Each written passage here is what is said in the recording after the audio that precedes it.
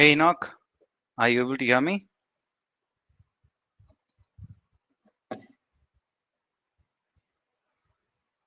I can hear you good, Bernie. Okay. So can we just put the YouTube link All of right. the video on the sticky note so that Sure. the moment people join, I'll explain. Yeah. It's uh, it's already there. Perfect. It's there. I'm Wonderful. done. So what I'll do is I'll put this.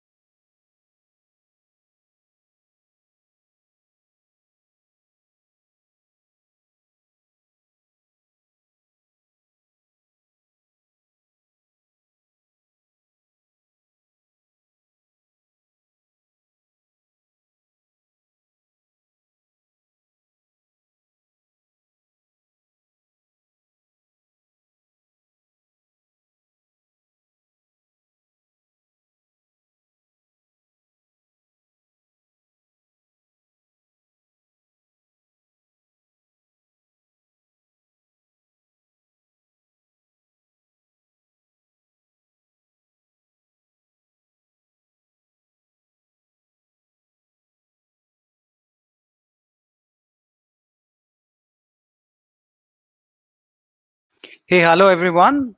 We will start the session in the next 2 minutes. We are waiting for a lot of people to join in. So just give us 2 minutes and then we will get started. Are you all able to hear me now? Can you all please confirm? Are you all able to hear me now? Okay, let me ask a poll question rather. Are you all able to hear me? Yes or a no? Yep. Please can you respond? Wonderful. That's it. So everyone is able to hear me. We'll proceed further. Just allow us 2 more minutes. We are waiting for a lot of people to join. We don't want them to miss the group.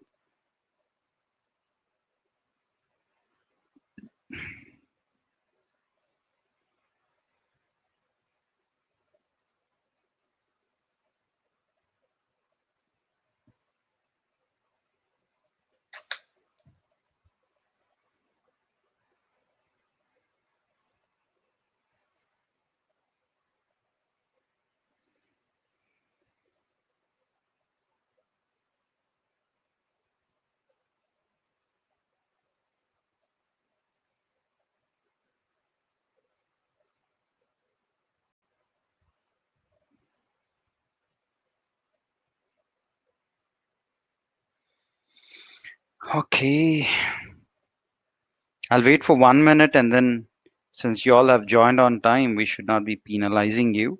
So we'll proceed further.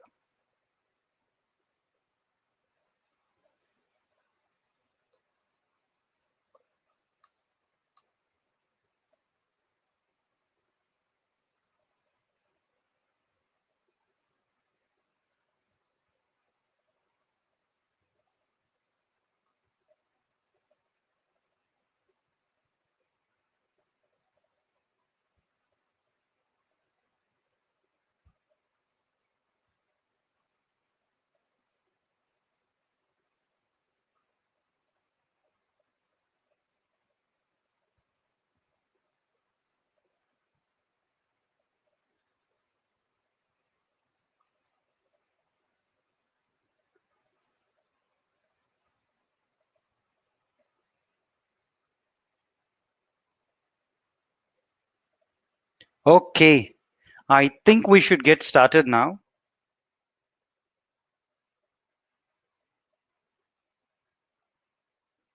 Just give me 1 minute.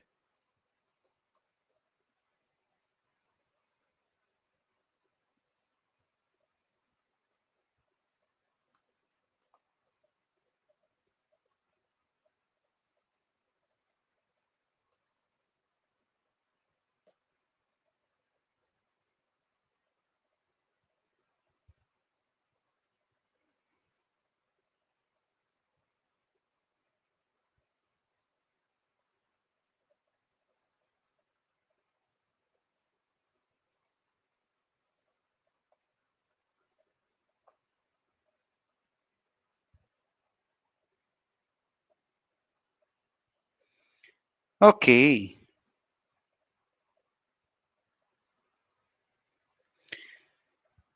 so we'll proceed further.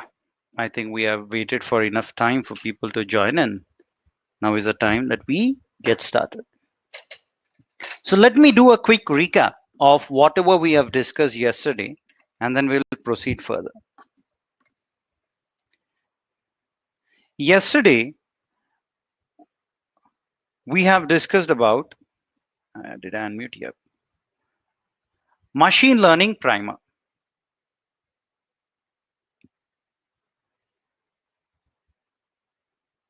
We discussed about machine learning primer. As part of machine learning primer, we decided that we need to take historical data and then we need to split the data into training and test. And then you build your model on the training data and you need to test on the test data. Okay. You build your model on the training data, and then you need to test on the test data. Once you test your model on the test data, you would get something called as test accuracy. And when you build your model on the training data, you would get training accuracy. Then what we do is we try to compare the training data accuracy and test data accuracy. If both of these accuracy values are high and close to each other, then it is called as a right fit model.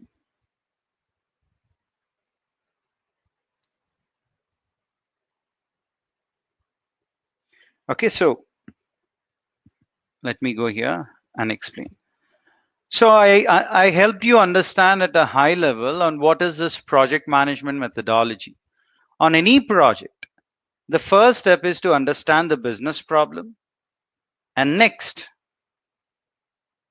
you need to record the business objectives and business constraints.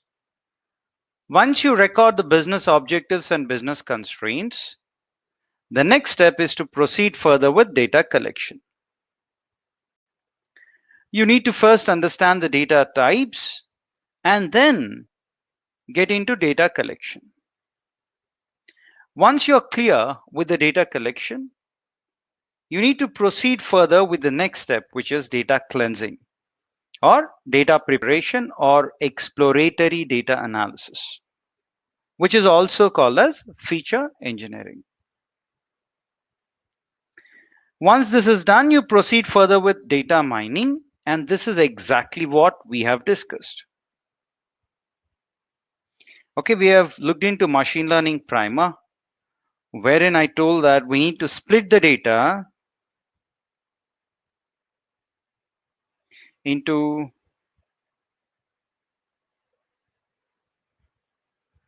training data and test data.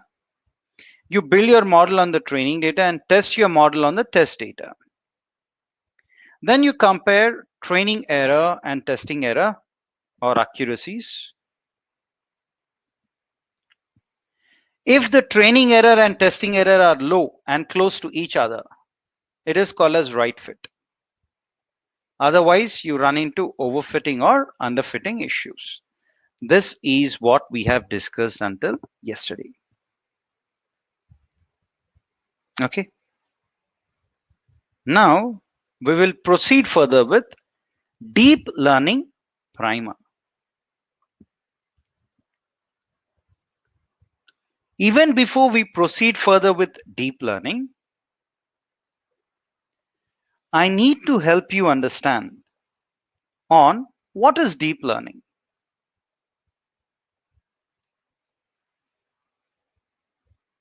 First, you'll have artificial intelligence. Within artificial intelligence, you'll have data science. Within data science, you will have machine learning. Within machine learning, you will have deep learning. And when we speak about deep learning, one thing should be clear, that deep learning is a subset of machine learning. Deep learning is a subset of machine learning.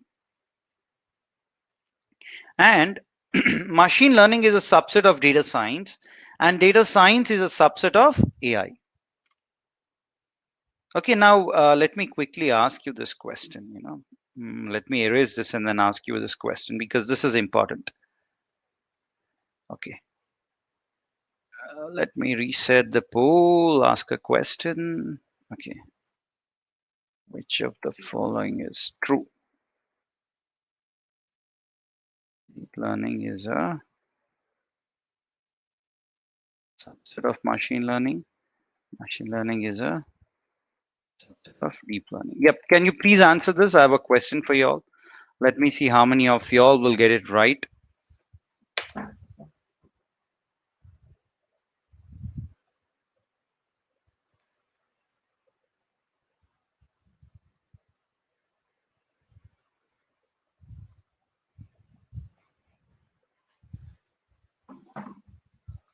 Okay.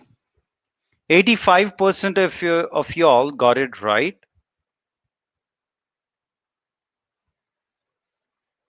Hmm. Yep. Once again, artificial intelligence is a broad concept. Within this, you have data science. Within this, you have machine learning. And within this, you have deep learning. And even before we proceed further with deep learning primer, I wish to tell you that the system called artificial intelligence got evolved because of human brain. Scientists were exploring human brain and they thought, what if we build a system? Sorry. What if we build a system which is very similar to human brain?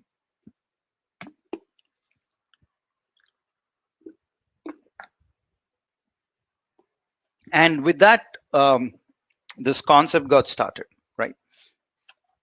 If we can build a system which is very similar to human brain, then that system will behave like a human. That was our idea.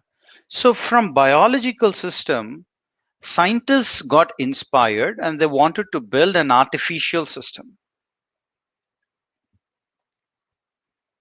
Within a human brain, there is something called as neuron.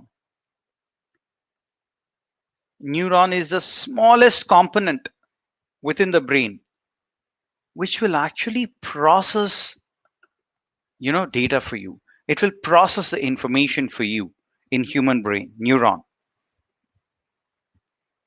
Neuron is sometimes also called as node, also called as node.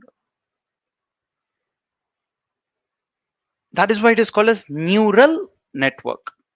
Neurology, study of human brain and the neurons, right? Typically, a human brain has 10 raised to the power 11 neurons. Okay. Typically, a human brain has 10 raised to the power 11 neurons. And on an average, the number of connections per neuron would be 1000 to 10,000. So you'll have 1000 to 10,000 neurons. Okay, you'll have 1000 to 10,000 neurons basically, and the number of neurons will be 10 raised to the power 11. The number of neurons will be 10 raised to the power 11. And average number of connections per neuron will be 1000 to 10,000. And the communication speed is much slower. It is to the order of a few milliseconds. Meaning the information passes from one neuron to another neuron at a rapid pace. And any complex task that you perform, any task which is however complex it might be,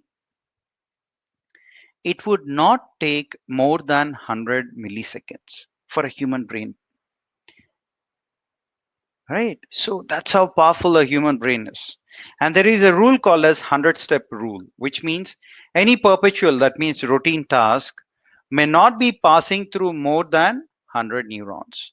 While there are 10 raised to the power 11 neurons, we human brains typically for routine work make use of how many neurons? Only 100 neurons, right? You know why a service desk person or a call center employee gets less salary as opposed to a data scientist. Because a call center employee would not make use of more than 100 neurons. But a data scientist or an AI expert has to use more neurons to be able to process the information. It's pretty simple. Okay. Now, within a neural network, you'll have multiple layers of neurons. For example, this is how it will be your neural network.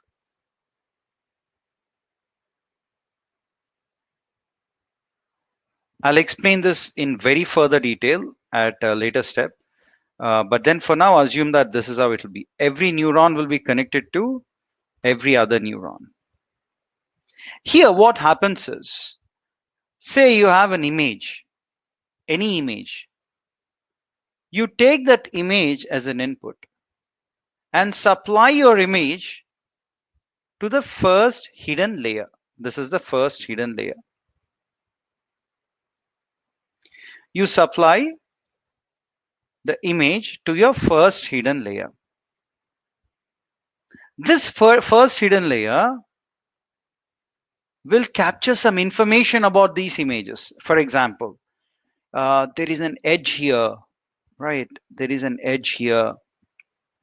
There is an edge there, right? In that way. Then the next layer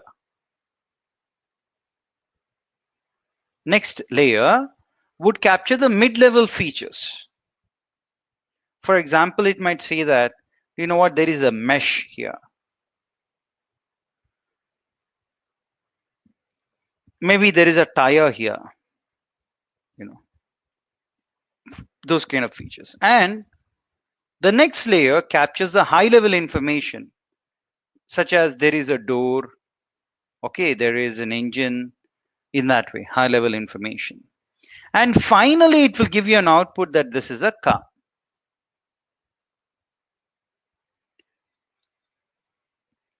So the initial layers will capture low level features,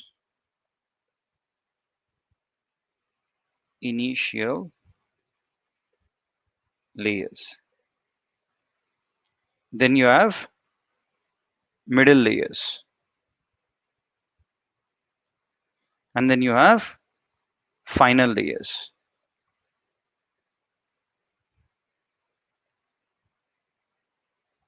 Final layers will capture high level information. That is exactly the same even if you take a human face. Say you're trying to build a facial recognition system and this is your face. I'm not good at drawing, but then I'll try.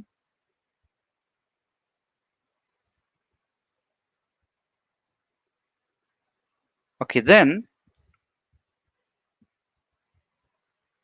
these initial layers capture the high level features or low level features, sorry, my bad, such as here there is an edge, there is an edge here, there's an edge here in edges. The next set of layers capture mid-level features. What do you mean by mid-level features? Eye of a person, nose of a person, right? Mouth of a person, so on and so forth.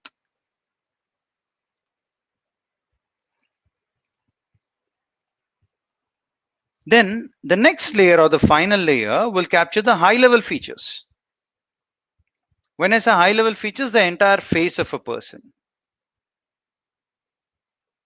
Entire face of a person. And finally, it will say that this is some ABC person, right? Whatever is the name of this person, it will spill out. It will say that, hey, this guy is Bharani Kumar.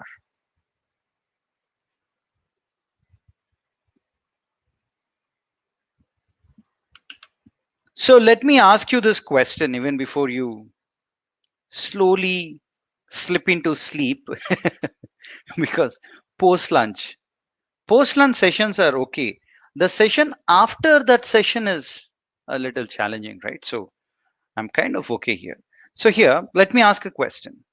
Let me erase this and then ask. What kind of features are captured by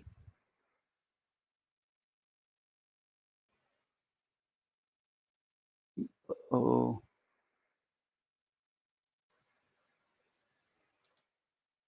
layers.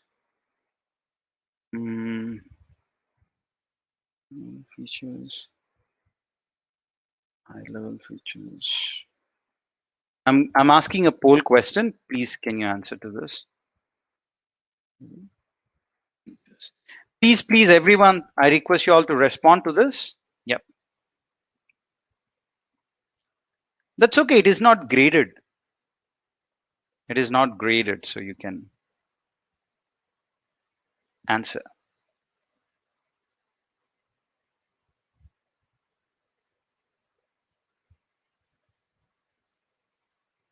Yeah, I'll get there, Sri Lakshmi. I'll get there and answer to your question. So poll, please.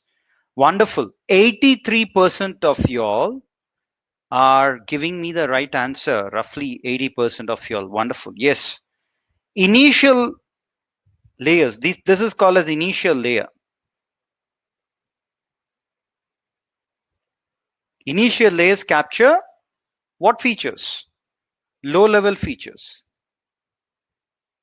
And then next set of layers will capture mid level features. And then the final layers capture high level features.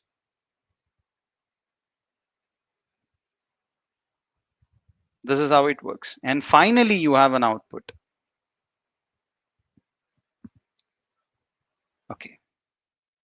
Now let's understand basics, right? Not the mathematical notations, but basics of a neuron. Yeah, I'll use this and then explain. Say you have a data set wherein you want to predict, okay, I repeat, you want to predict on what will be the salary of a student after undergoing the data science training. And your various inputs such as what is the student's percentage in the education? Does that student have some international certificate? Did the student do internship live project, not the dummy project which you purchase and then submit, right? Then uh, did that student attend all the classes or not? Did the student submit all the assignments or not? In that way, given all these inputs, you know what is the salary of the student and say your college has captured this data of 1000 students in the past. So you already have the information about whether they have what percentage they have, whether they have international certificate or not, right? Did they work on actually internship live projects, not the dummy projects which they get from outside? And then did they actually attend all the classes? How much percentage did they get on their assignments? You have all this data, and then say you also came to know on how much salary that student is drawing, and you collected data of say 1000 people. You have done some survey and got the salaries as you.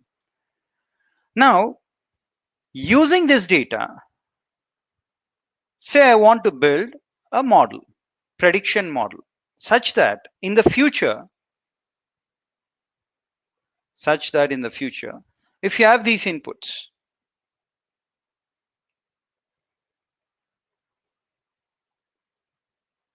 such that in the future, if you have these inputs, you want to predict the output. Given these inputs, you want to predict the output. Now, if you give this data as an input to your neural network, supply as input to neural network, then what happens? Then what happens is you take all these inputs, right? All these 4 inputs or 5 inputs. If you have 5 inputs in your data set, X means input, Y means output, okay? Y is output and X means input. And any machine learning algorithm will establish the Using some mathematical equation,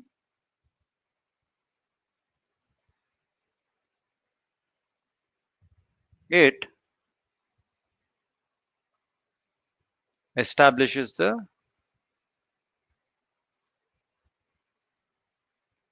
relationship between y and x.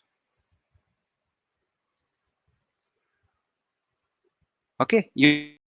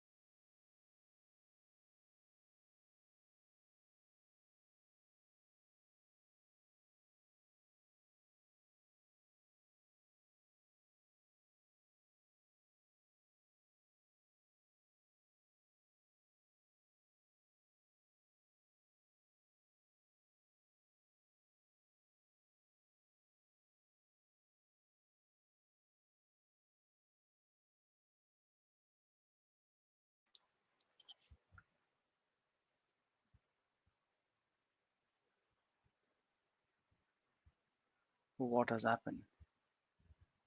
Oh my God. I mean, did you lose since long? I don't know. Enoch, are you able to hear me? I can hear you, Bunny. I think we just lost you there for a tiny Okay, bit. okay. Was it when I was explaining about equation of line or how was it? Probably, I would say maybe 20 seconds before. All right, all right. Sure. So, yeah, is it okay now? Friends, are you able to hear me? Audible. Yeah. Wonderful. So, what I was saying is, I'll go back here. What I was saying is, equation of line is obtained this way. I have drawn this basically. Let me redraw that part and then try to explain again. Okay. And okay, choose this. Okay, let me explain yet again. All I was saying that if you have, say, COVID-19 positive cases, and say you also have COVID-19 negative cases. So you have positive cases and negative cases. If you want to segregate these two classes, you can draw a straight line. Okay, and then you can say that anything falling above the line is COVID-19 negative, and anything falling below is COVID-19 positive. So my question to you all is, what is the equation of line? Yeah, I am sure all the professors, lecturers will be able to answer. But then I'll ask this as a poll question, just to make your life easier.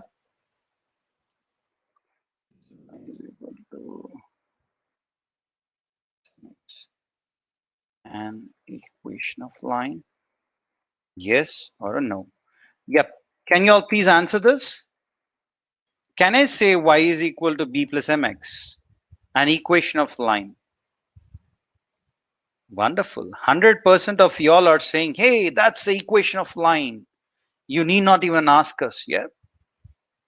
All right. So yeah, you all are right. That's the equation of line. And if I were to write the equation of line would be y is equal to b plus mx. That's it. You just need to know this. Here also you have b, a neural network. Yeah. This b, but you're seeing is called as bias. Always it will have an input 1 because it's here it is b, right? 1 into b is b in that way. And all these weights that you're seeing here are randomly assigned for the first time. How are they assigned? They are randomly assigned. Let me erase too much of ink. I will erase stuff which is not that important, okay? So that it doesn't look overwhelming for you. So you're taking the data and you're supplying that as an input in your data set. Okay, in your data set, since you have 5 inputs, one second. Since you have 5 inputs in your data set, you have 5 inputs here.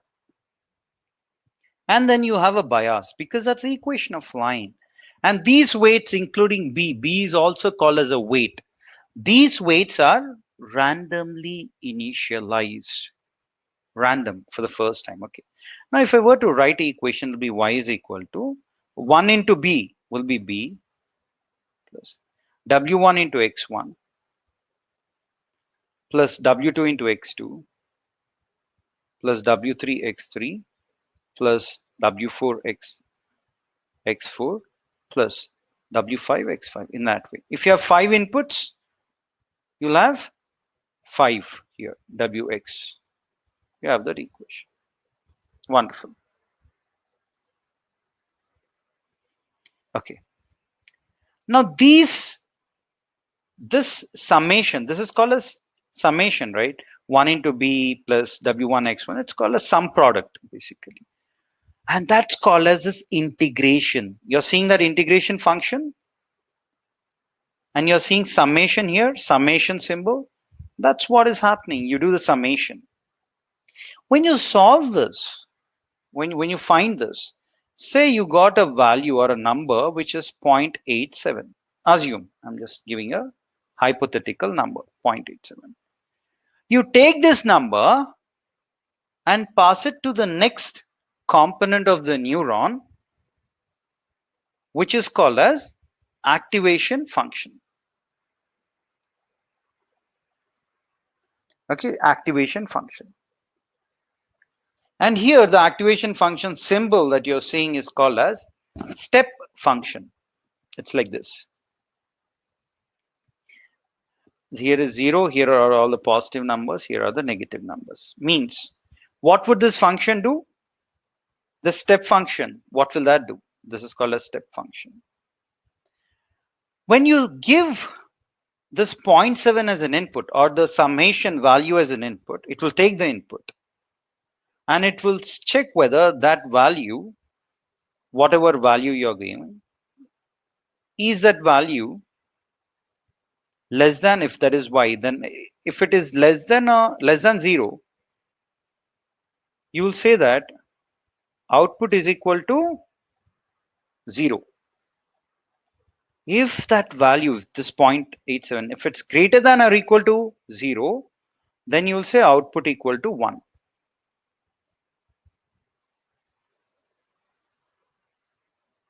Okay. You will say output equal to 1 if this value is greater than or equal to 0. If that value is less than 0, then output is equal to 0. Simple. Very simple logic.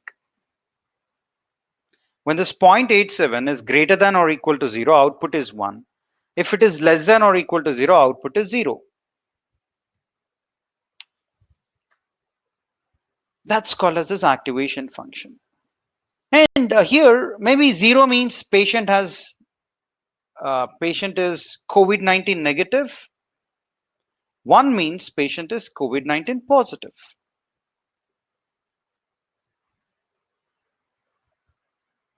Okay. 0 means it could be negative. 1 means it could be positive. It depends on you. But the point here is, whenever you have a neuron will have two components: integration component and activation component. That is all that you need to remember. Integration means, it could be summation. Majorly summation is used. So you just take your inputs, supply it to your neural network, which will randomly assign the weights, and then you proceed further. Now here I have a point to be made. Let me erase a few things which are actually not needed because it might make things a lot complicated. You know that this is called as bias. You know that this component is called as neuron. Yeah, this is the integration component, activation component. We know that. Yeah. Now, let me choose a different color. Okay. So when you supply your inputs to your model, weights are randomly assigned, and then you do a sum product. You get a summation. Take that and supply it to the activation component, and then finally you have an output. Okay, and finally you get an output.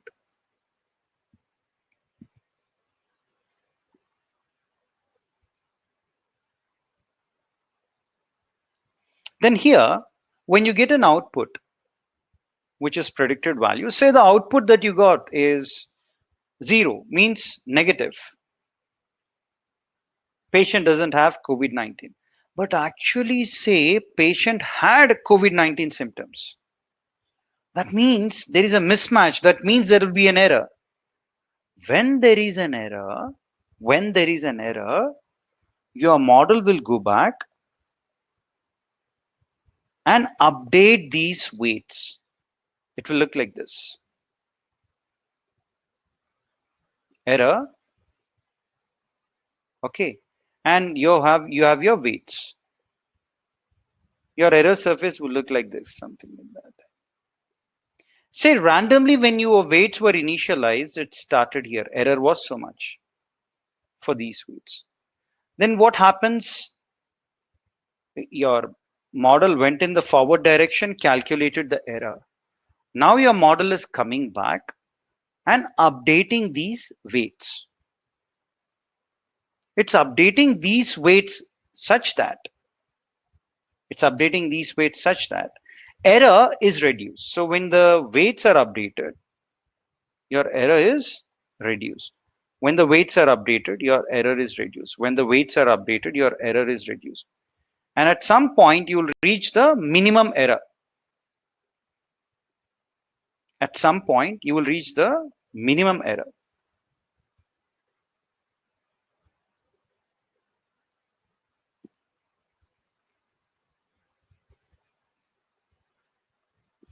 That is what we want. After this, when we update the weights, error will start increasing and your model will stop. It will say that, okay, this is the minimum error that we can achieve.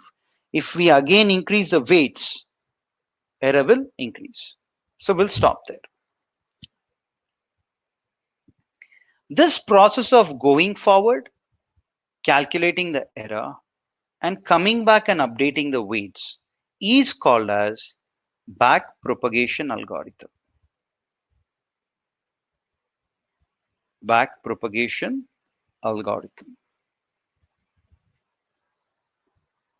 Let me erase this part also.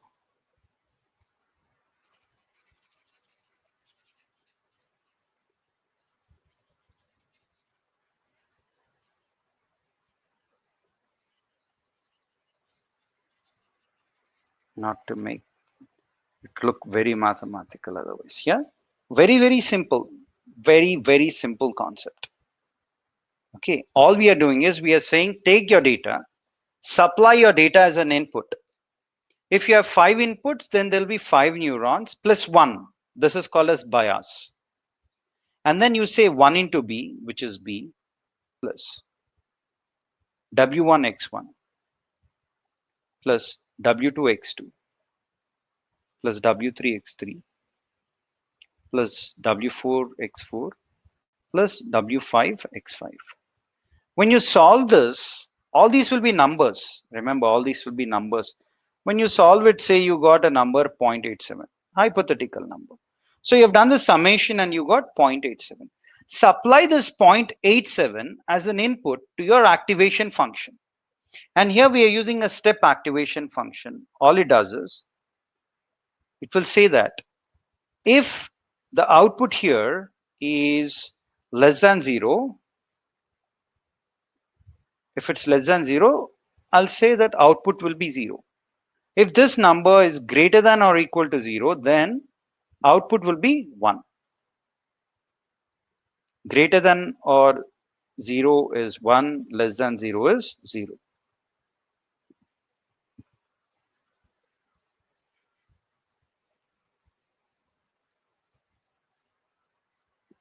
This is what we have. Okay. Now what happens is it will, in that way, it will go to the activation function and then say the output is 0. 0 means negative. But say, when you look at your actual data here was saying that one patient had COVID-19 positive or was tested COVID-19 positive. Then there is an error, obviously. Error is 0 minus 1. You take that error and come back and update your weights to reduce your error. Again, go forward, calculate the error, again come back and update the weights. Go forward, calculate the error, come back and update the weights. Go forward, calculate the error, come back and update the weights. This process of going forward, calculating the error, coming back to update your weights is called as back propagation algorithm. Until your weights are refined, until you reach the minimum error, you can continue this process. So, question to you all.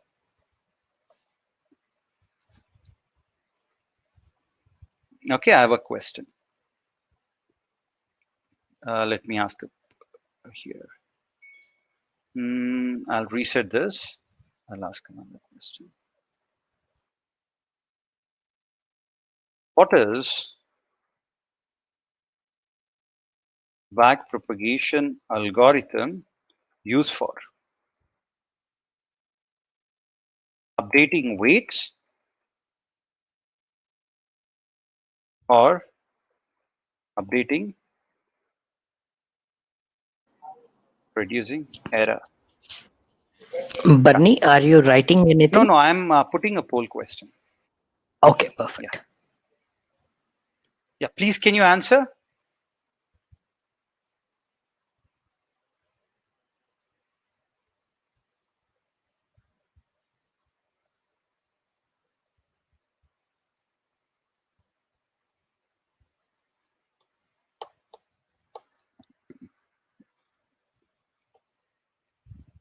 I think there is a slight confusion in my explanation in that case. Okay. So you back propagate to update the weights. Remember, friends, you back propagate to update the weights.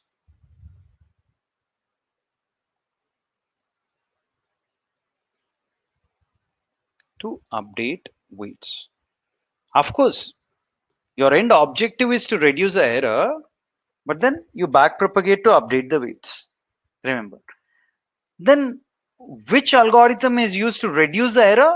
We will understand that, right? We will understand that. So you back propagate to update the weights. When do you update the error? How does the error get updated? We'll get there. We will slowly and steadily get there. What's the time now? Okay, we still have some time. So let's spend some time on this. Okay. Okay. What's not right, Gurumurthy or Rushikesh?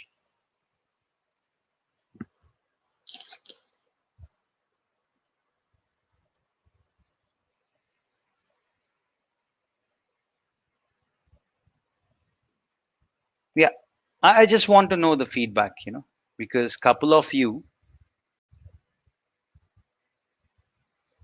Rushikesh is saying, change the topic itself. Okay, let's eject this guy. I think you have invited a few students, who are not even having basic knowledge. You might want to take an action. Yes, I've already kicked them out of the room. Yeah, yeah, sure, absolutely. Because they are not worth, because they don't even know what is deep learning looks like, right? And people who are not able to see my slides might want to refresh. You can refresh your screen. Okay, so here, um, I will take a small example and explain you on how the weights get updated. Okay, how the weights get updated. Let us take this toy example, okay, and say you have two class problem. One is the red class, another is a blue class. Okay, you have a two class problem. You have a red class problem and a blue class, two classes. Now you need to build an algorithm, okay, which will be able to segregate these two classes, z equal to 1, z equal to 0. How are weights initially assigned? Initially weights are assigned randomly. Initially weights are randomly assigned. Say randomly the weights which are assigned are 0 and 1. Now let's look at this, and that's giving this kind of an line which is segregating these two classes. If you look at one class which is on here, which is above, it's z equal to 1, and anything which falls below should be z equal to 0. This is a right classification because what's happening here is it's above and you'll say z equal to 1, and actually also it is z equal to 1. It's above, right? It's red class. This also is a right classification because it's above, so it should be z equal to 1, and actually also it is z equal to 1. But then if you look, okay, if you look at this is below this line and it is z equal to 0. Actually also it is z equal to 0. But if you look at this very point, this one, this is falling above the line, so your value would be predicted as z equal to 1, but actually it is z equal to 0. Actually it is z equal to 0, but it's predicted as z equal to 1. So this is the predicted value, and this is your actual value. You have your predicted value and actual value. Is there a match or a mismatch? Yeah. Can you all tell me, is there a match or a mismatch? Would there be an error or no error for this point? Can you all respond, please?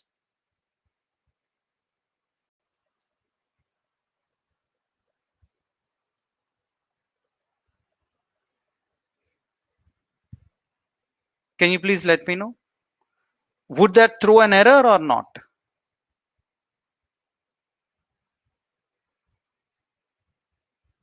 Error. Mismatch. Absolutely. Thank you for responding. Yes, that will throw an error. Whenever there is an error, your algorithm should do backpropagation and do what? Update the weights. It should update the weights. And the formula used to update the weights is like this.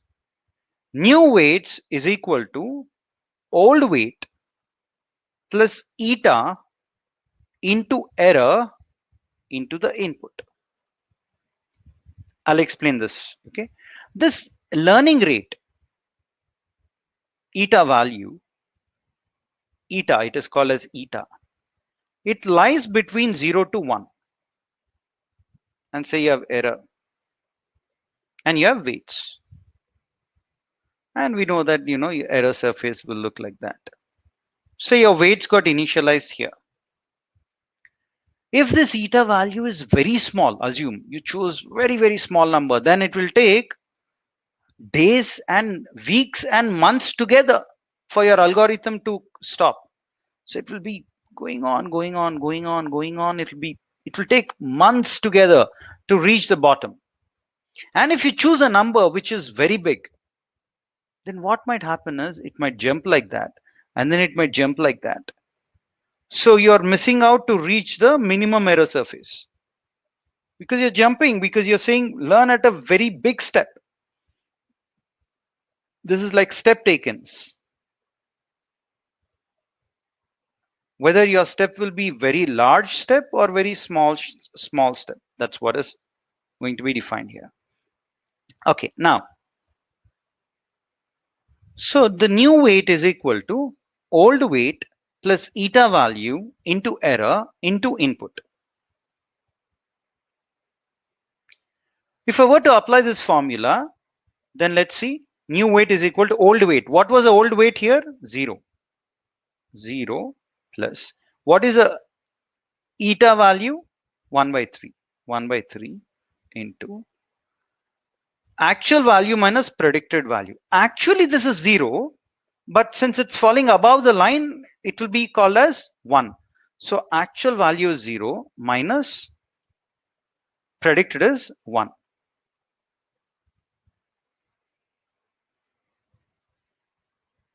And into the input. What is the input to that? Let us see. There are two inputs for this point. That is -1, comma 0.5. It has two inputs. This point has two inputs, -1 and 0.5. So you multiply it with x. The x value here is -1. When you solve it, you get -1 into -1 plus 1 into 1 by 3 is 1 by 3. That's what you get. What you said for that first. And then you also need to update this part, the second weight. Again, the same formula. New weight is equal to old weight. What is the old weight? 1 plus. Barney, just a minute. Yeah. Are you writing anything? Yeah. We can't see it, Barney. So, looks like maybe instead of sharing the whole screen, you may have shared. Oh my God. Yep. Now I got it. Now I understand the confusion. All right.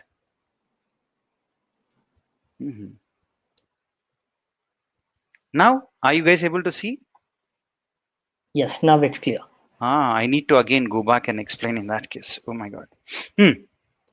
A lot of things in that case would have missed out in this way. People would have missed out. Okay, anyways. So, formula for new weight is equal to old weight plus eta into actual value minus predicted value into the input. Now, initially say weights were randomly assigned. Initially say weights were randomly assigned as 0 and 1. And if you look at this point is incorrectly classified. It's falling above the line, so your predicted value will say it is 1, but actually it is z equal to 0. It is 0, but it will be predicted as 1. This will have error. So for this point, we need to update the weights. And this point has inputs. What are those inputs? Inputs will be -1 and 0.5. Inputs will be -1 and 0.5. So here, new weight is equal to old weight. What is the old weight? Initially, it was assigned as 0 plus eta value. As I've told you, eta value is called as learning rate. And this learning rate value ranges from 0 to 1. And if you look at your error surface, it'll be something like this. Say initially your weights were assigned somewhere here. Initially your weights were assigned somewhere here. For that you have the corresponding error. If your weights are updated, your error value will reduce. Weights updated, error values reduce. If you choose a learning rate value, which is very small, so your learning rate value is very small, then what happens is it takes a lot of days, a lot of months to actually get to the minimum error. It will take infinite steps. So it's very time consuming. At the same time, if you have your learning rate which is very big, close to 1, right, then what would happen is the moment you update the weights, it will jump here. Again, if you update, it will jump there. Again, if you update, it will jump here. In that way, it will keep jumping and it will not converge. And you might miss out on this least error surface or least error value. You might miss out and overshoot that. That's the problem. Hence, learning rate has to be carefully chosen and there is no thumb rule. Okay, you have to experiment. There is no easy way out. Okay, now, so say eta value here we have chosen is 1 by 3. 1 by 3 into, actually this is 0, but it will be predicted as 1 because it is above the line, into, you have your input. What is the input here? -1. So -1 and 0.5. -1. So -1. If I solve this, -1 into -1 is +1 and 1 by 3 is 1 by 3. You get the new weight, which is 1 by 3. So old weight got updated to the new weight. Now you have another weight here. Let us update that also. Same formula. New weight is equal to old weight, which is 1, plus eta value is 1 by 3 into actual value minus predicted value. This actually should have been 0. It's blue, right? But since it's above the line, it will be classified as 1 into the input is 0.5. And when you solve it, you get 5 by 6. Okay, you get 5 by 6. So these are the new set of weights. With these new set of weights, you proceed further. And what happens to the line is, it slightly changes the direction. Earlier, this is how it was. Now it changed the direction. But still, this is misclassified. Still, this part is misclassified. So what do we do? Again, update the weights, back propagation. So new weight is equal to old weight. Old weight is 1 by 3 into or plus eta value. Eta is 1 by 3 into actual value minus predicted value. Actually, this is 0. But it has been predicted as, since it's falling above, it's predicted as 1 into input. What is the input that you have? Here, this will have two inputs.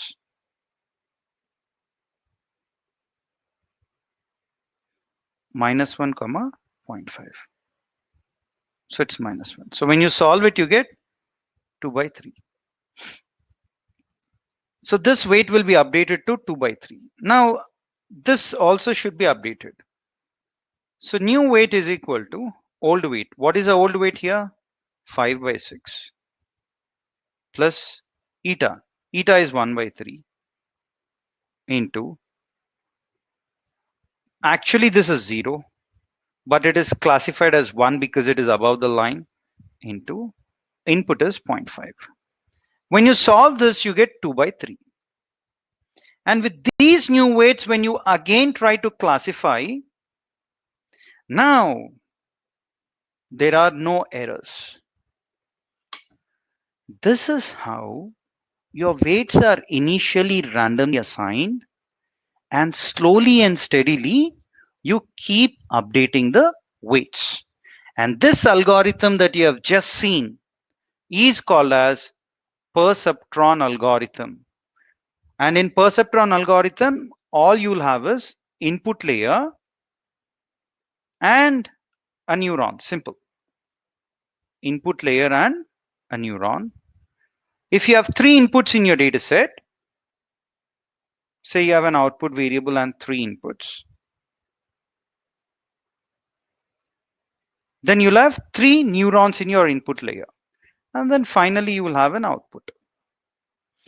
And you'll have another input which is called as bias. Bias will always have 1. Okay, if this is x1, x2 and x3, this is w1, w2 and w3. Here you'll have the integration component, activation component. Simple.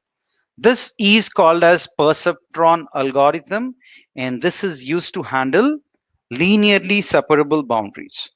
At this point of time, we will take a break for 10 minutes. It's 3:08. Let's be back by 3:18. And once you're back, we will learn about multi-layered perceptron. Okay, break time.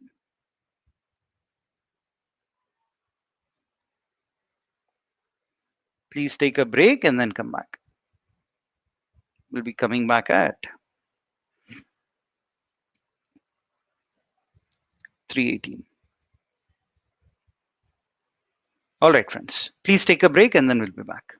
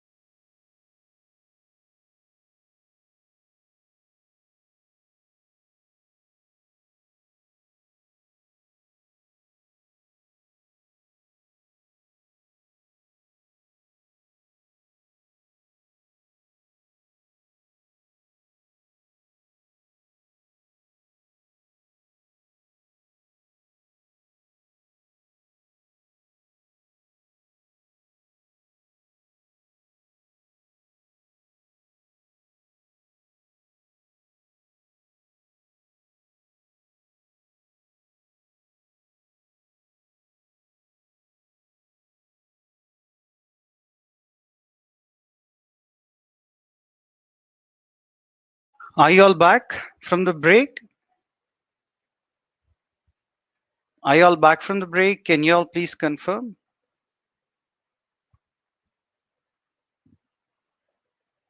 Friends, okay. Are you all back? Please confirm. Yeah. Thank you. Thank you so much for the feedback. People who really know about AI and data science and deep learning would appreciate. Okay. Thank you. Okay. So attendance, right? So quickly, a few things. We track your attendance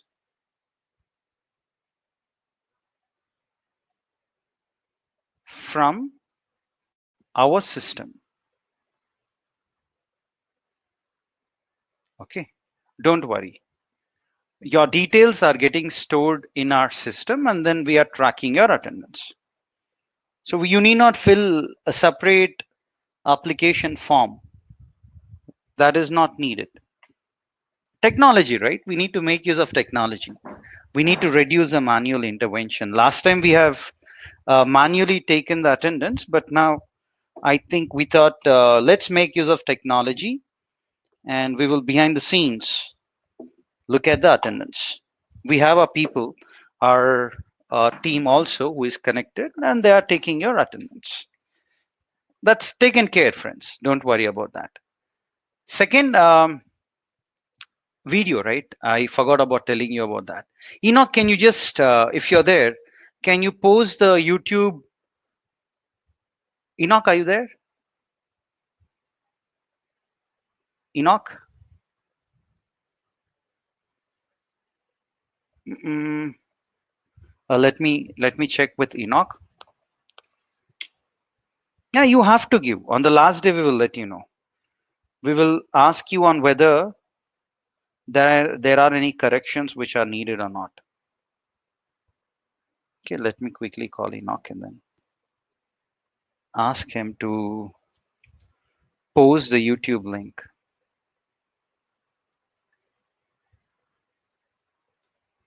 Oh, it's there. Okay, okay. Thank you, thank you. Our friend has it, so you just need to click on that and you'll go to the private channel. If you have not subscribed yet, I request you all to please subscribe. That's going to be very, very helpful. Trust me on that. A lot of amazing videos, futuristic videos such as explainable AI and the futuristic stuff would be posted. You can make best use of that. You need not feedback, right? No. Okay, I'm posting it here. YouTube link, wherein the yesterday's recorded video can be watched. You can watch day 2 recorded video. Day 1 will post. There is some issue there. We'll post. Is that clear, or do you have any questions for me? Any questions on where you can find the videos and watch?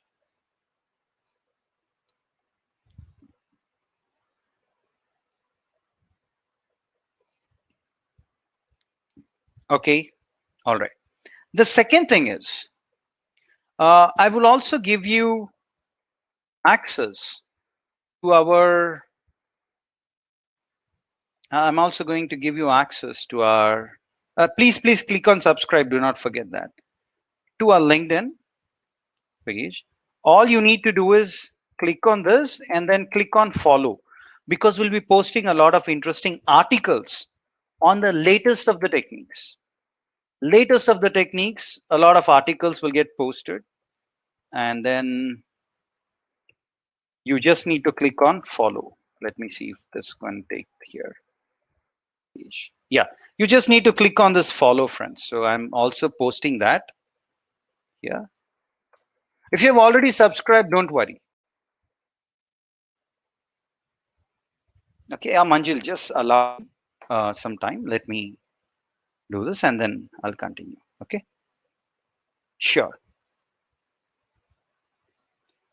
Okay, so we also have posted the company page. Please follow us here.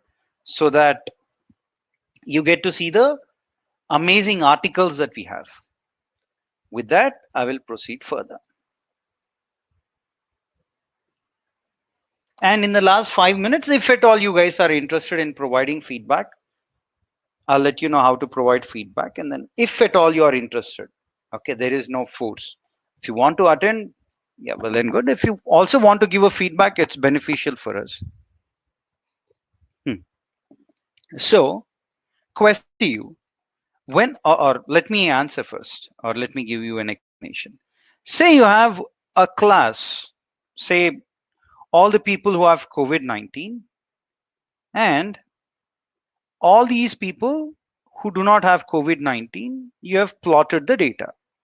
If you want to segregate these two classes, you can segregate by drawing a line, a straight line. When you have a problem, business problem, and if the underlying data is linearly separable, then it's called as perceptron algorithm.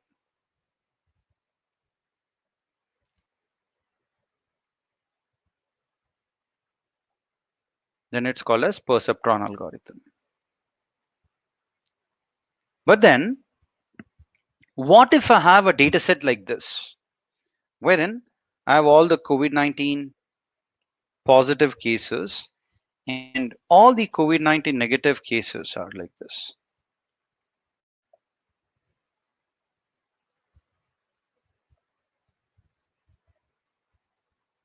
Then can I draw a single straight line, a linear line, and then segregate the pink class from the blue class? Can we do that? What do you think, friends?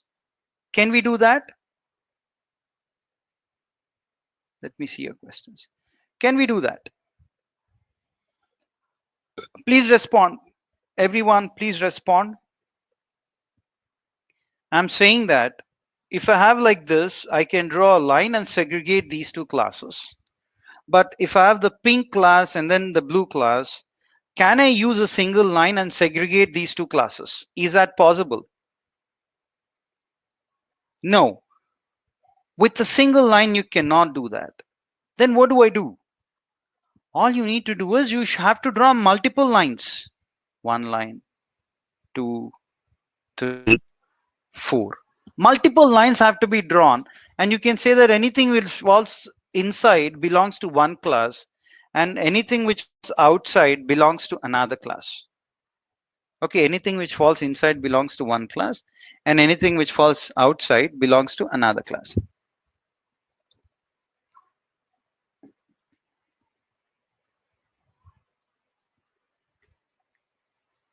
This, and this we anyways discussed. So, thing is called as non-linear pattern. What is non-linear pattern? If you have data like this, and then if you have crosses surrounding,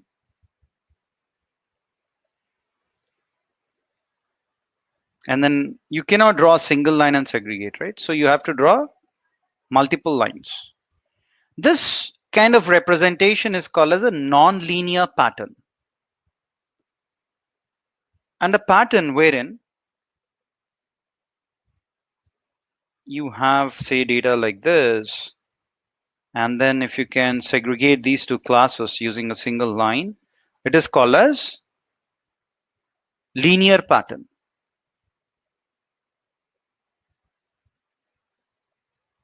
This is called as linear pattern.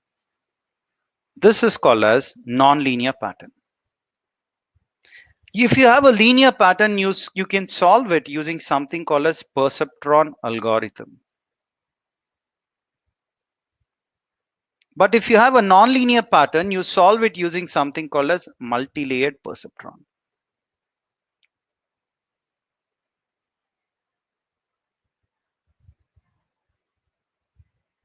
Okay, you can use something called as multi-layered perceptron, and then you can solve. Very simple, very straightforward. Okay, then multi-layered perceptron, all these, are part of our AI training. Our actual AI training is for 80 hours. Okay, it is for 80 hours, friends. But then if I explain all that within the given limitation, it's not possible actually, right? So that's why I'm focusing on this. Tomorrow we will be working on images. Okay, we'll be working on images. So let me complete this, and then I would be resorting to Python, and then I will run the code. So two things have to be completed. Okay, two things have to be completed. So let's first complete this. Here, say you have two inputs and an output in your underlying data set. In your underlying data set, say you have an output variable and two input variables. Here, this layer is called as input layer.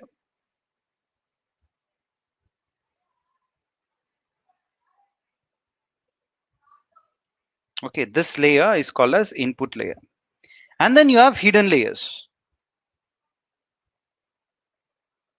You have two hidden layers.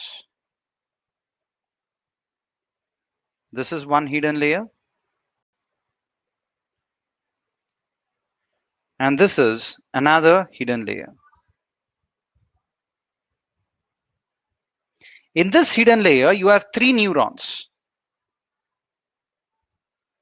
In this hidden layer, you have two neurons.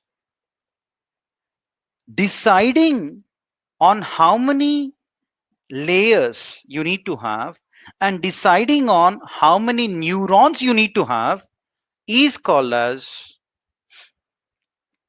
hyperparameters. Okay, or these are empirically decided.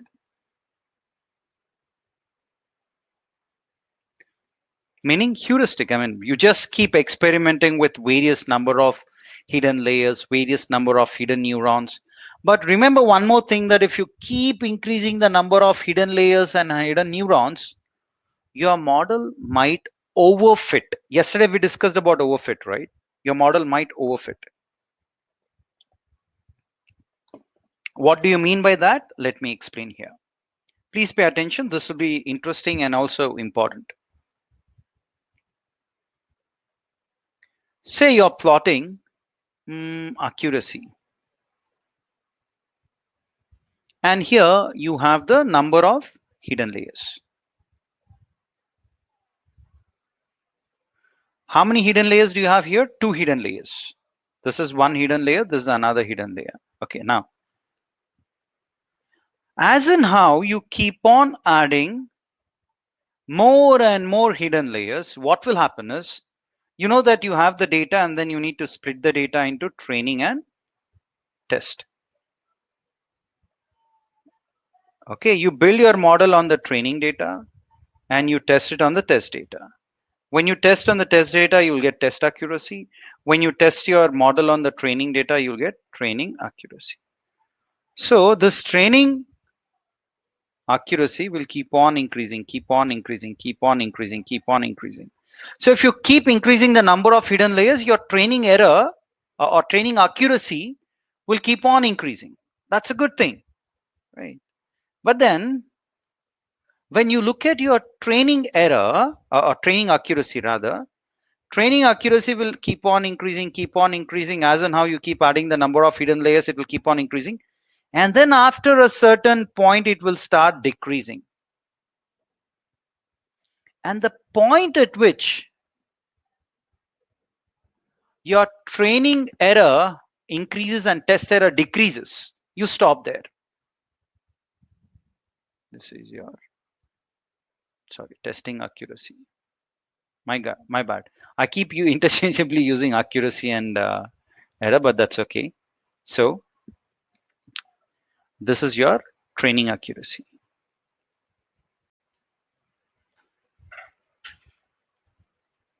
This is your training accuracy. This is your testing accuracy. And then the point at which your training error and test error both are together increasing, that is the right fit.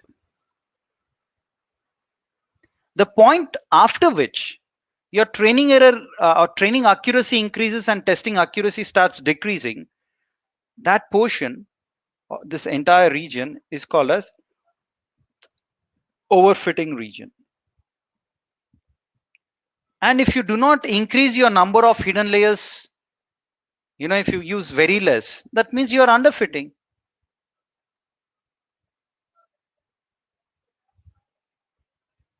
If you don't use sufficient number of hidden layers, it's underfitting. If you use more than what is needed, it is overfitting. Then where do I stop? You stop at a point where your training accuracy and test accuracy both increase. And after certain point, your training accuracy increases, but your testing accuracy starts decreasing. You stop there. So you need to keep experimenting. I mean, there is no one to tell you on, how many layers you need to add. Here we have a hidden layer with 3 neurons. Then we have another hidden layer with 2 neurons. They are empirically decided. You experiment. Okay, now let's proceed further and understand the multi-layered perceptron. So here you have your input layer with 2 neurons, and then you have 2 hidden layers, one hidden layer with 3, another hidden layer with 2 neurons, and the output. So here, the weights that you see are randomly assigned. Randomly assigned. First, initially it's randomly assigned. That is what we have been talking about, right? So if you want to know the output here, which is y1, the output here, y1, let me choose the red color. Okay. Y1 is equal to x1 into this weight plus x2 into this weight. And then you pass it through. This is the integration component. Remember, any neuron will have what? 2 components: integration, activation. So this is the integration part, sum product. Integration. And then you have activation.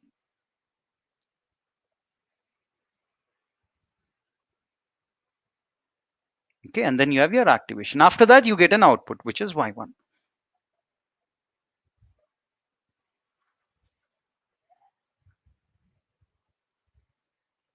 Then you have x1 into this weight plus x2 into this weight, x1 into that weight plus x2 into this. And then you have both 2 components, right? Integration component and activation component. So this is integration, this part, and then you're supplying it to some activation function. And then you get an output. That's y2. On those lines, similar lines, you say x1 into this weight plus x2 into this weight, integration and activation, and then you get y3. Then what happens is here also weights are randomly assigned. Here also weights are randomly assigned. So if you want y4, y4 is y1 into this weight plus y2 into this weight plus y3 into this weight. When you solve it, you get this. Again, integration and activation. On similar lines, when you do y1 into this plus y2 into this plus y3 into this, and then when you pass it through your activation function, you get y5. You have y5. Now here also weights are randomly assigned. So y4 into this weight plus y5 into this weight, when you do the integration and then activation, you get the final output. This final output that you're seeing here is an actual value. Sorry, it's a predicted value. You're getting the predicted value. But then there will be some actual value also. Actual value minus predicted value will give you what? Error. We know this. So we came forward. We calculated the error. Now what should we do? We have to go back and update the weights. We have to update the weights. Say this guy here is a project manager and he delivered the project. There was some error. The customer came back heavily. Customer told, I am not going to pay you the bonus. This time I'll not pay you bonus. Project manager, what will he do? He or she? They'll immediately come back to the team leaders and they'll say, team leaders, my bonus is impacted. I'm also going to impact your bonus. Right? Typically, that's what happens. Fire flows top down. Yeah. So, or let me say, this guy is senior manager. The senior manager will come to the project managers and say, project managers, what did you deliver me? Supposedly there are errors and my bonus is impacted. I will also impact your bonus. Then the project manager here will say, hey, senior manager, I contributed only Y4 to you. This Y4, so much portion I contributed. Don't penalize me with complete bonus cut. Then senior manager will say, yeah, I'm aware of that. So let me put a penalty on you, which is going to be whatever weight you have contributed, that much amount of this error, how much ever weight you contributed, that proportion of this error, I'm going to give you as penalty. Okay. Then the senior manager will also go to another manager and say, man, Y5, I'm going to penalize you with bonus cut. Y5 will say, sir, why will you, impact my complete bonus? I contributed only W5, this weight, W56, this much amount of value or information I gave you. Then senior manager will say, okay, then this much amount of error take back as penalty. Okay, that much amount I'm giving you back as penalty. Then what to do? Manager, boss, we have to listen, right? So let me test these things. Yeah. So that much amount of error will go back to you as a penalty. Then these project managers won't stop here. They are like, team leaders, wait, we are coming for you. And the project manager will go and check. Team leader 1, 2, and 3. What was your contribution? I'm also going to impact your bonus. Okay. And then team leader 2 might say, I gave some input to this manager, that is W24 into something. I gave some input to another project manager also, that's W25. So W25 into whatever you gave to this manager plus W24 into whatever you gave to this manager, whatever is the bonus cut, that much proportion will come back to you. Yeah, that proportion will come back to you. And then same thing will continue. Then they come back to this guy. He will say that, you know what, I contributed so much to you, so much to you. So this much amount of this error plus this much amount of this error, take back as penalty. Take back as penalty. I'm not going to stop. In that way, you go back. And finally, after you reach this final layer, you start updating the weights to reduce your error. When you want to update your weights, you know the formula. New weights is equal to old weight plus eta into error, that is actual value minus predicted value into your input. Right? New weight is equal to old weight plus eta into error into input. Simple.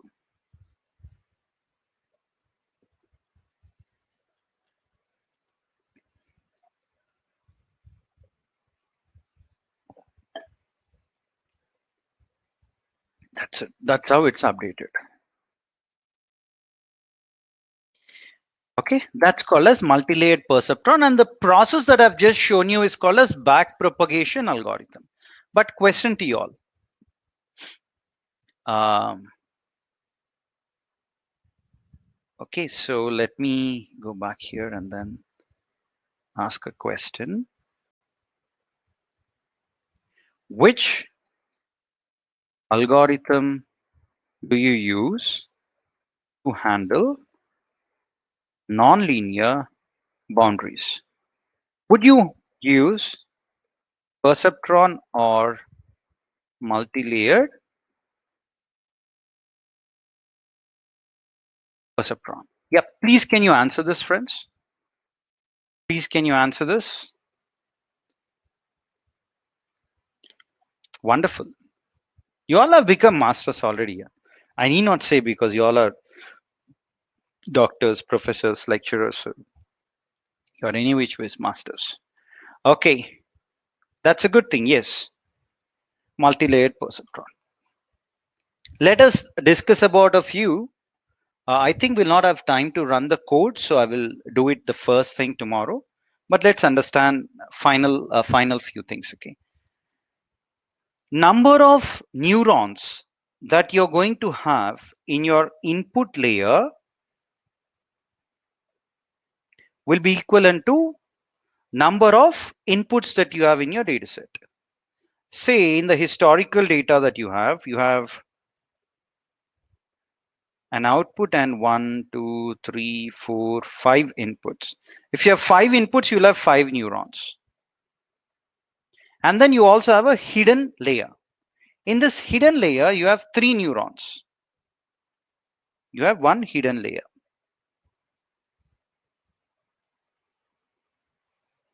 And then you have output layer.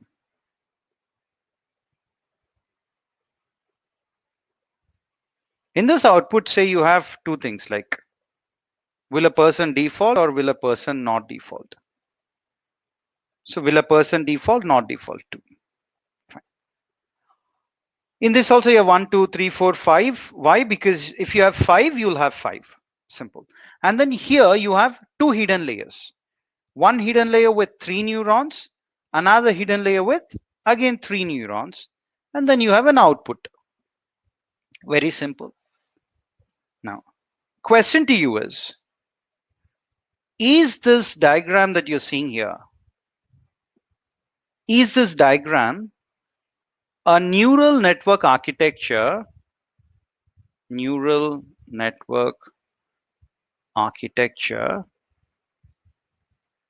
for perceptron or multi-layered perceptron? Is that for perceptron algorithm or multi-layered perceptron? Let me see how many of y'all will be able to answer this. Please, can you answer? This image that I'm showing you here, which I've highlighted in purple using purple border, is this neural network architecture for perceptron algorithm or multi-layered perceptron?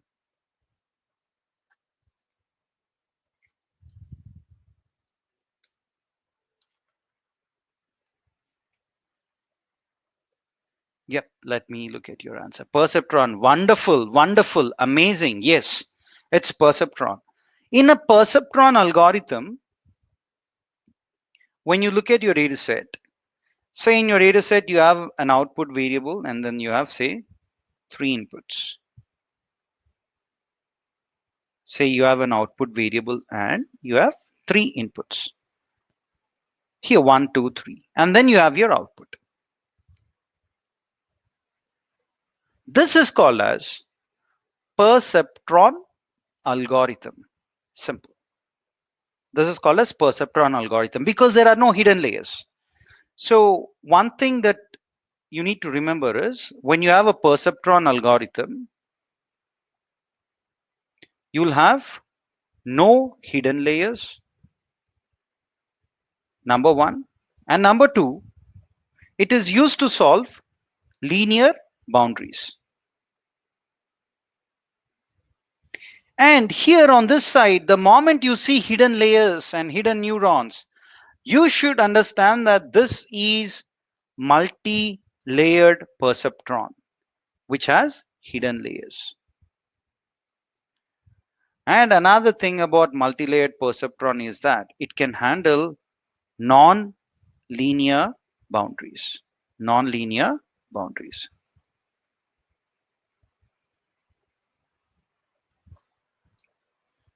Okay, perceptron, linear, multi-layered perceptron, non-linear.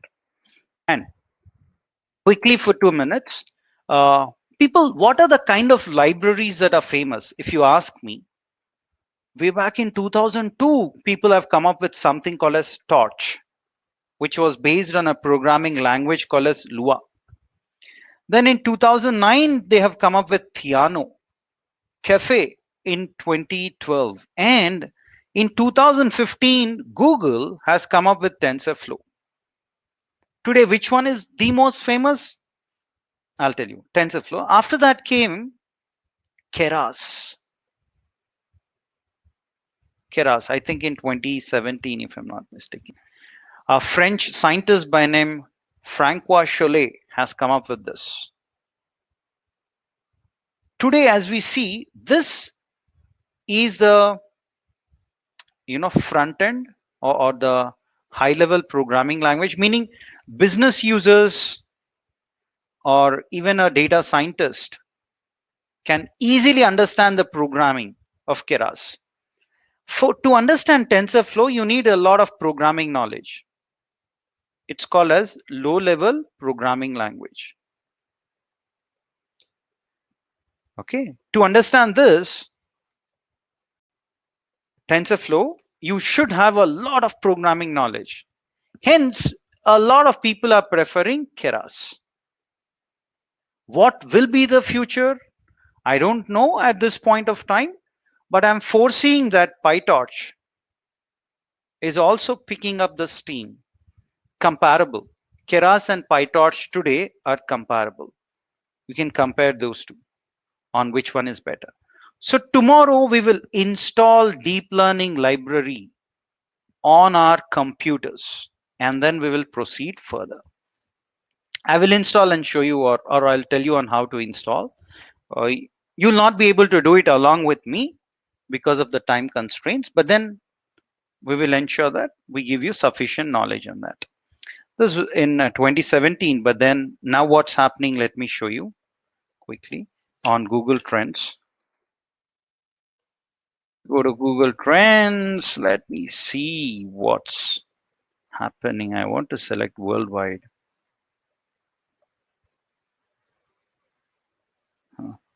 Not there. Very sad. Okay, let me type TensorFlow. I think after this I can select TensorFlow software. Okay, that's okay. I would select worldwide the demand for the last 5 years, maybe. Yeah, that's how it is. Yeah, the demand is stabilizing. But rather than software, let me say TensorFlow search term, because all right, both are giving me the same thing. So I think the demand is stabilizing. That's all I can comment here. Let me compare this with Keras. Wow, demand for Keras seems to be better. Okay, when it's a topic, then the demand is like that, slightly less than TensorFlow. And then how about PyTorch? Where are you? How are you? Okay, look at that. PyTorch is almost there, competing with your Keras, or better, slightly better than Keras here. And then here you will also know country wise what is in huge demand. Okay, with this we'll stop, and tomorrow when we connect we are going to run the Python code. Yeah, but then a couple of things. Enoch, I mean, if people want to give feedback on Facebook, yesterday we have looked at Google. On Facebook, do you mind walking our participants through the process? Enoch? Enoch, are you there? Okay, just 1 minute, sir.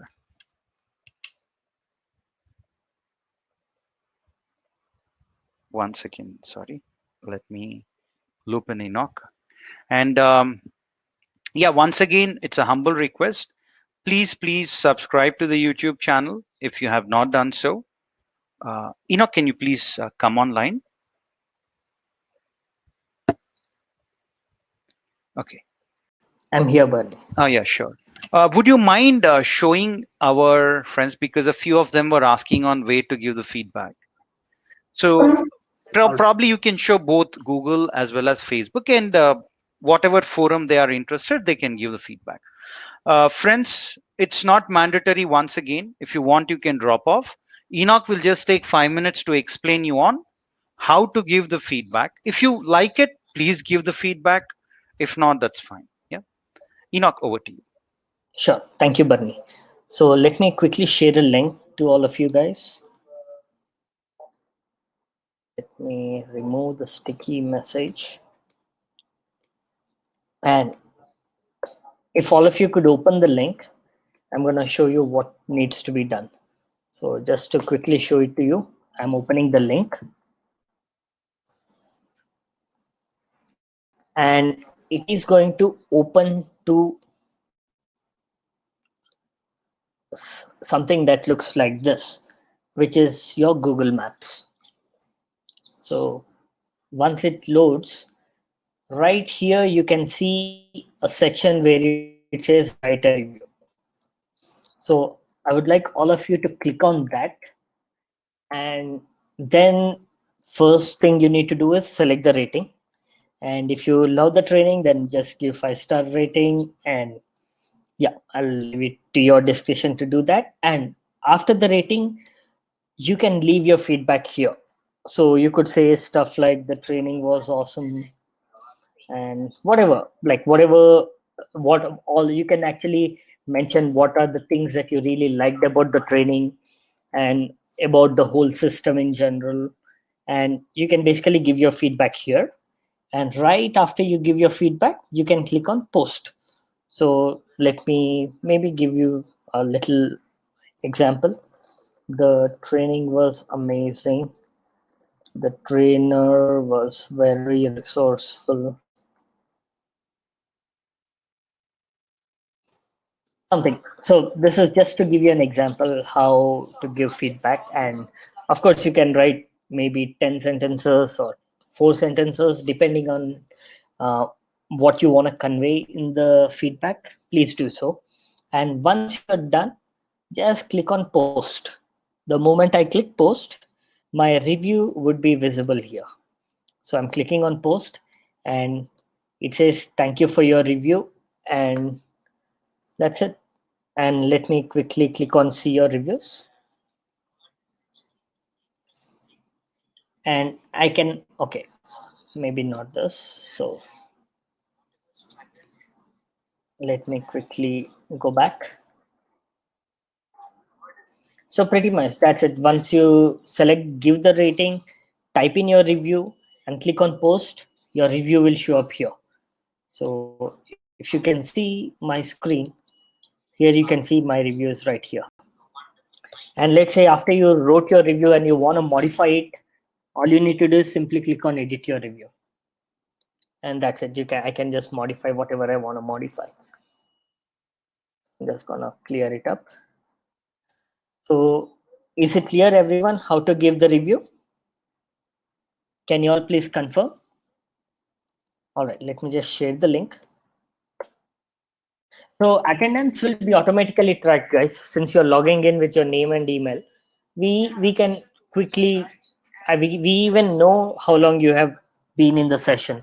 If you have attended for 1 hour or 1.5 hours, we get all that information. So we don't need to give the, we don't need to give a specific link for attendance. And someone was asking, can we give what feedback in WhatsApp? Gurudat, not really Gurudat. I'm going to share this link with you. Please give it here. And WhatsApp review, we have like hundreds of groups, so it just gets buried down. And we would love if you can give it to our the link that I shared, because this actually helps in our business for it to like rank in Google and some other things. So is it clear, everyone, how to give the feedback?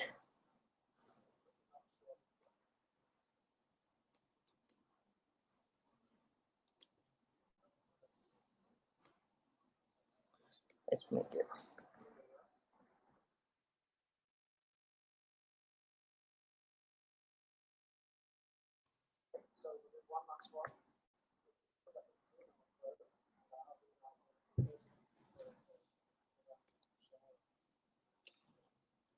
All right, let me quickly refresh and see.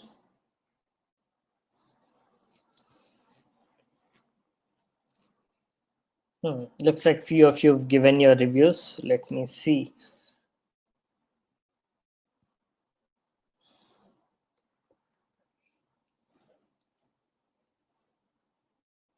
Right. And guys, please prefer, whenever you're giving review, please write some text, because just the rating, it doesn't really help. So if you can give us some nice feedbacks, like how Jyoti has given, or if you see, just give a few sentences, even if it's like 1 or 2 sentences, it's much better than just leaving it blank. All right. Let's see. Sure, Usharani, we will consider. So Neha, you need to be logged into your Google account, Gmail account. Maybe that's the reason you're unable to see it. I don't know.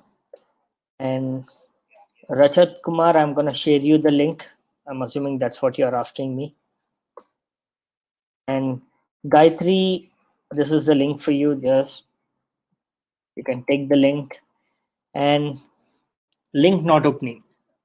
Gitanjali, I mean, the link should open. I don't see a reason. Maybe you may have missed out copying some of the text at the end or something like that. So please go back and recheck. That's fine, Lakshmi. We will consider it. Don't worry about it. So Gitanjali, I've already shared. Thank you, Lavanya. Thanks for the 5-star rating. And so uh, Indumati J. So it's pretty simple. Just click on I pasted the link. Click on the link and it will open. So let me walk you through it again. So I'm gonna click on it and it will open something that looks like this. It will open your Google Maps. Within that, here you will find a button which says leave a review. So since I've already given a review, it says edit your review. But if you're giving it for the very first time, it says leave a review. And then what you need to do is you need to select one of these 5-star ratings. And if you like the training, then just give 5-star rating. If you don't like, then probably you can give some other rating. So give your rating here, and then make sure you're giving some feedback. Don't just give the rating and leave it there, because it's no good, no, not useful to anyone at all. So please type in some feedback here and then click on post, and that's it. Your review will be published. So I hope I'm clear, everyone. Saranya, yes, the link is available. And Dr. Indrajit, I'm going to message you the link. There you go. And thank you, Dr. Avtar Singh. Thank you, Venkat Sai Karthik. So, Dr. Indu, just click on this link, click on write a review, and the process is pretty straightforward. I mean, it's not a compulsion for it's up to you. If you like the session, feel free to leave a feedback. If not, that's absolutely fine. But if you want, the link is on the top. Dr. Pradeep, I mean, the link is working pretty fine. So maybe when you're copying, there could be an error there. Just click on it and it will take you there.